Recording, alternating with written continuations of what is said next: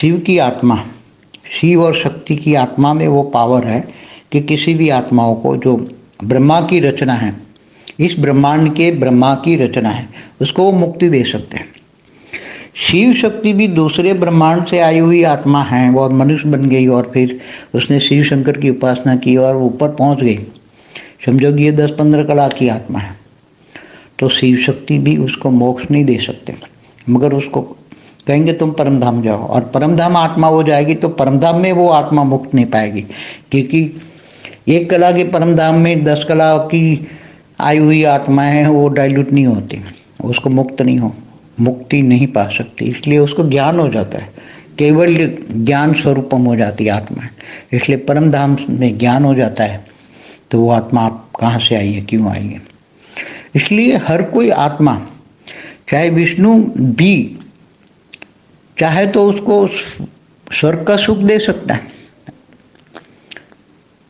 मगर वो मुक्ति, क्योंकि वो भगवान विष्णु किसकी रचना है? शिव शक्ति की। शिव शक्ति ने विष्णु को रचा और विष्णु की नाभि से ब्रह्मा निकला।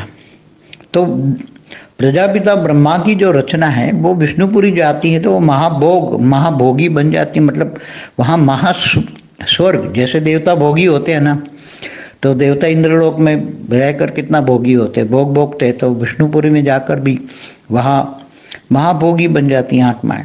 महासुख है, रजो प्रधान सुख माना महाभोग। तो आत्माएं फिर ऊपर शिवपुरी में जाने का संकल्प नहीं करती, क्योंकि आत्माएं वहाँ जाने के लिए लायक नहीं होती। इसलिए वहाँ आत्माएं विष्णुपुरी से ही रुक जाती है। उसको मोक्ष नहीं चाहिए, उसको मायावी चीज़ें चाहिए, मायावी रजो प्रधान सुख चाहिए। नीचे रह जाती तो धरती पर तमो प्रधान सुख चाहिए। तो वो अलग अलग देवता, त्रिदेव, अलग अलग देवता, मगर जो ब्रह्मांड के आदि शिव आदि शक्ति हैं वो ही मोक्ष दे सकते हैं। ये भी इस ब्रह्मांड की प्रजापिता ब्रह्मा की रचना को, अगर वो एक कला से ज़्यादा पावरफुल वाली आत्मा है तो उसको ये शिव शक्ति, इस ब्रह्मांड की आदि शिव आदि शक्ति भी मोक्ष नहीं दे सकती, मुक्ति नहीं दे सकती। वो परमधाम को उसको भेज देते हैं। इसलिए बहुत ज्ञान आता है, ज्ञान स्वरूपम।